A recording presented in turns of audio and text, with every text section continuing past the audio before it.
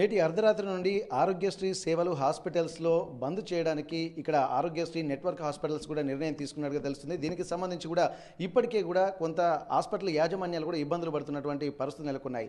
అయితే ఇప్పటి వరకు రాష్ట్రంలో ఎట్లాంటి పరిస్థితులు నెలకొన్నాయి, ఇప్పుడు 1400 కోట్ల బకాయిలు ఉంటున్నటువంటి నేపథ్యంలో హాస్పిటల్ ఫేస్ చేస్తున్నటువంటి ప్రాబ్లమ్స్ ఏంది, అలాగే పేషెంట్స్ కూడా ఎట్లాంటి ఇబ్బందులు ఎదుర్కొనేటువంటి అవకాశం ఉంటుంది. ప్రస్తుతానికి ఇండియన్ మెడికల్ అసోసియేషన్ మాజీ అధ్యక్షులు, అలాగే ప్రస్తుతం guardian hospital orthopaedic surgeon doctor Kaliprasad గారు ఉన్నారు. ఒకసారి వారితో మాట్లాడదాం. అసలు ఎట్లాంటి పరిస్థితుల్లో ఇటు పేషెంట్స్ అలాగే హాస్పిటల్ యాజమాన్యాలు ఎదుర్కోబోతున్నారో తెలుసుకుందాం.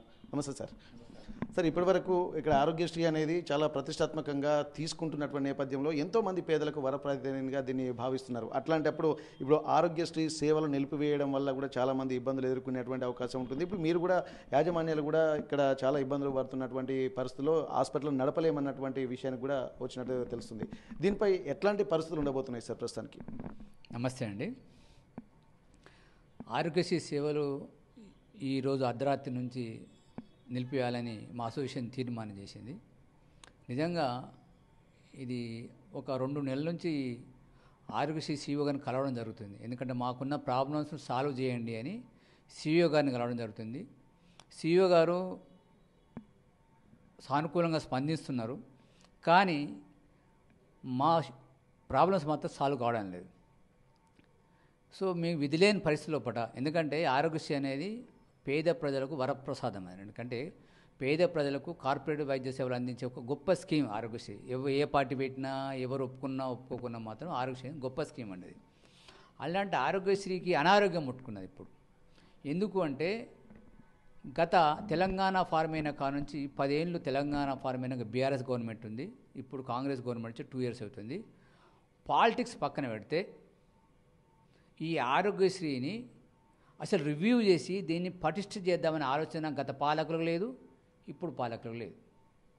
ఎందుకంటే ఎందరో పేద ప్రజలు, ముఖ్యంగా గ్రామీణ ప్రజలు, ట్రైబల్ ప్రజలకు టెర్షరీ కేర్ అంటే నాణ్యమైన వైద్యం అందే ఏకైక స్కీమ్ అనేది ఆరోగ్యశ్రీ స్కీమ్. ఇప్పుడు ఉన్న గవర్నమెంట్ ఎన్ని స్కీములన్నీ చేయనండి, అన్నిటికైనా గొప్ప స్కీమ్ ఏంటంటే నేను ఆరోగ్యశ్రీ చెప్తాను, ప్రజలందరూ చెప్తారు. అలాంటి స్కీముకు రివ్యూస్ లేవు, దాని మీద దాన్ని పటిష్ట చేద్దామనే ఆలోచన పాలకులకు లేదు. ఇంతసేపు యూనిలేటరల్ డెసిషన్స్, వన్ సైడ్ ఆర్గ్యుమెంట్సు.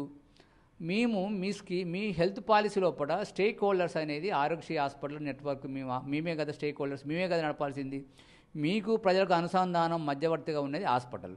అలా ఆ హాస్పిటల్కు నామమాత్రం మమ్మల్ని ఇన్వాల్వ్ చేయకుండా మీ డిసిషన్స్ మాకు బలవంతంగా రుద్దుతున్నారు.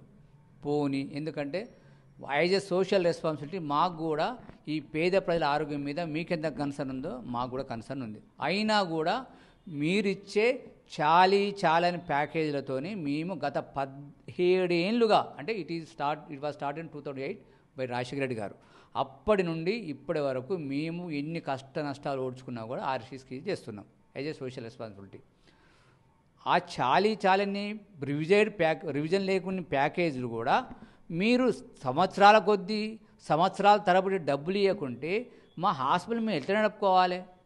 ఒకప్పుడు 10 ఇయర్స్ బ్యాక్ ఆరోగ్యశ్రీ అనేది డబ్బు సంపాదించుకునే వ్యవస్థ ఉండే. ఓపెన్ చెప్తాను, నేను 2010లో నా హాస్పిటల్ స్టార్ట్ అయింది. కానీ ఇప్పుడు ఒక జిల్లా హెడ్ క్వార్టర్స్ లోపల 50 నుంచి 100 ఆరోగ్యశ్రీ హాస్పిటల్స్ ఉన్నాయి, నెట్వర్క్ హాస్పిటల్స్. సో అదే పేషెంట్లు అన్ని హాస్పిటల్కి వెళ్తున్నారు.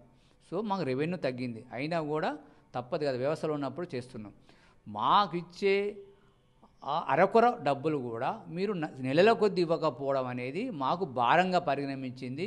మేము ఎన్నిసార్లు కూడా మా విన్నపాలు చెత్తబుట్టలు వేస్తున్నారు. విధిలేని పరిస్థితి లోపల మేము ప్రజలకు క్షమాపణలు చెప్పుకుంటూ, ఎందుకంటే వాళ్ళ ప్రజలకు డెఫినెట్గా వాళ్ళు సఫర్ అవుతారు. సఫర్ అయ్యేది బీద ప్రజలే. పెద్ద డబ్బులున్న డైరెక్ట్ హైదరాబాద్ కార్పొరేషన్లు పోతారు, డెఫినెట్గా బీద ప్రజలు సఫర్ అవుతారు. కానీ తప్పని పరిస్థితి లోపల మేము స్ట్రైక్ వెళ్తాం. ఎందుకంటే అడగందేనే అమ్మనం పెట్టేది. ఎందుకంటే మా ప్రాబ్లం ప్రజలు ఏమనుకుంటున్నారు, వాళ్ళు నెల డబ్బులు వస్తున్నాయి చేస్తున్నా అనుకుంటారు. కానీ మా పరిస్థితి కూడా కష్టంగా ఉంది. కాబట్టి ప్రజలకు తెలియజేస్తూ ప్రభుత్వానికి మేము మొర పెడుతున్నాం, దయచేసి మా ప్రాబ్లం సాల్వ్ చేయండి. మాకు ఇచ్చే డబ్బును నెల ఇస్తే మీకు ఇష్యూ ఉండదు కదా. మేము గొంతమ్మ కోరికలు కోరడం లేదే, ఇంత డబ్బులు ఇస్తాను చేయట్లేదు. మాకు వచ్చే డబ్బులు మాకు ఇవ్వండి. దాన్ని బట్టి మేము ఈరోజు స్ట్రైక్ చేస్తున్నామండి. సార్ ఇప్పుడు ఈ ఆరోగ్యశ్రీ సేవలే కాకుండా ఈజేఎస్, ఈహెచ్ఎస్ ఇవి కూడా కొద్దిగా అంటే నిలిపివేస్తున్నట్టుగా ప్రకటిస్తున్నారు సార్. ఎందుకంటే ఇవి కూడా 22 నెలల నుండి కూడా ఈ బకాయిలు కూడా ఉన్నాయని చెప్పి అంటున్నారు. ఇప్పుడు ఆరోగ్యశ్రీ సేవలు ఆ సంవత్సరం నుంచి బకాయిలు ప్లస్ 22 నెలల నుండి కూడా ఇప్పుడు ఎంప్లాయీస్ హెల్త్ స్కీమ్ కావచ్చు, అలాగే జర్నలిస్ట్ హెల్త్ స్కీమ్ కావచ్చు, ఇవన్నీ కూడా పెండింగ్లోనే ఉంటున్నాయి. ఇప్పుడు దీని మీద కూడా కఠిన నిర్ణయమే సార్. సార్ మీ ఆర్టీవీ ద్వారా నేను ప్రభుత్వానికి ప్లస్ ఉద్యోగ సంఘాలు కూడా తెలియజేస్తున్న విషయం ఏంటంటే జర్నలిస్టు కార్డ్స్ కూడా మేము చేస్తున్నాము, వారికి కూడా డబ్బులు రావడం లేదు. ఇక ఏహెచ్ఎస్ అంటే ఎంప్లాయీస్ హెల్త్ స్కీమ్ అనేది పెద్ద ఒక వండర్ ఇది తెలంగాణ లోపల. ఎందుకంటే కాంగ్రెస్ గవర్నమెంట్ వచ్చిన తర్వాత ఆరోగ్యశ్రీ అంటే ఏంది, బిలో పావర్టీ లేని ప్రజలకు వైద్య సేవలు అందించేది. ఒక ఫ్రాక్చర్ కేసు తీసుకుంటే ఆరోగ్యశ్రీ లోపల అంటే బిలో పావర్టీ లేని ప్రజలకు ఒక స్కీమ్ కింద మాకు 40,000 ఇస్తున్నారండి.